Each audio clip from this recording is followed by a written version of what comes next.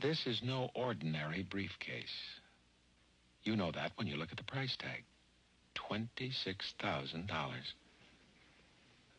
What could make this briefcase worth $26,000? The workmanship? The materials? No. It's the man who carries it. Because the $26,000 is invested in him, in his training and these modern tools. Demanding training that qualifies him to be a Connecticut General man. Connecticut General spends this $26,000 gladly. Because only a man so thoroughly trained can help you solve the financial problems most important to you. That's what makes a CG man so special.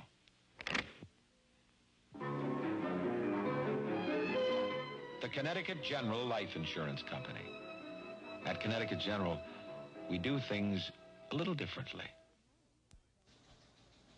Tonight, back in more familiar surroundings in New York, we'd like to sum up our findings in Vietnam, an analysis that must be speculative, personal, subjective. Who won and who lost in the great Tet Offensive against the cities? I'm not sure. The Viet Cong did not win by a knockout, but neither did we, and the referees of history may make it a draw. Another standoff may be coming in the big battles expected south of the demilitarized zone. Khe Sanh could well fall with a terrible loss in American lives, prestige, and morale, and this is a tragedy of our stubbornness there. But the bastion no longer is a key to the rest of the northern regions, and it is doubtful that the American forces can be defeated across the breadth of the DMZ with any substantial loss of ground. Another standoff. On the political front, past performance gives no confidence that the Vietnamese government can cope with its problems, now compounded by the attack on the cities. It may not fall, it may hold on, but it probably won't show the dynamic qualities demanded of this young nation. Another standoff. We have been too often disappointed by the optimism of the American leaders, both in Vietnam and Washington, to have faith any longer in the silver linings they find in the darkest clouds. They may be right that Hanoi's winter-spring offensive has been forced by the communist realization that they could not win the longer war of attrition, and that the communists hope that any success in the offensive will improve their position for eventual negotiations. It would improve their position, and it would also require our realization that we should have had all along, that any negotiations must be that, negotiations, not the dictation of peace terms. For it seems now more certain than ever that the bloody experience of Vietnam is to end in a stalemate.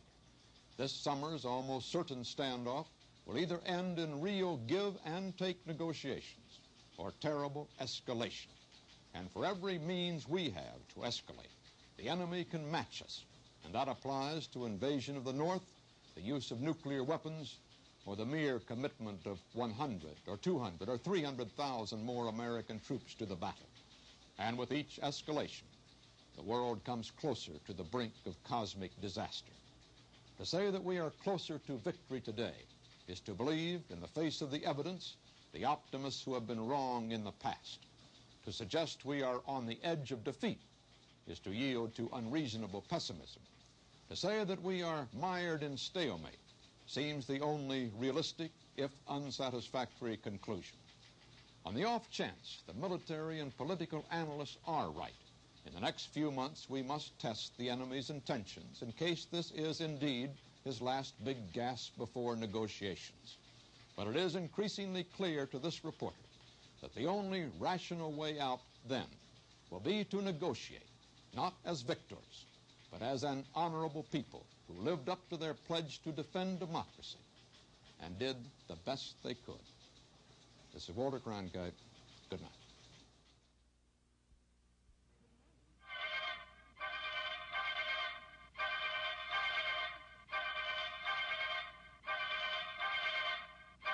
Who, what, when, where, why was brought to you by the Connecticut General Life Insurance Company. At Connecticut General, we do things a little differently. This has been Report from Vietnam by Walter Cronkite.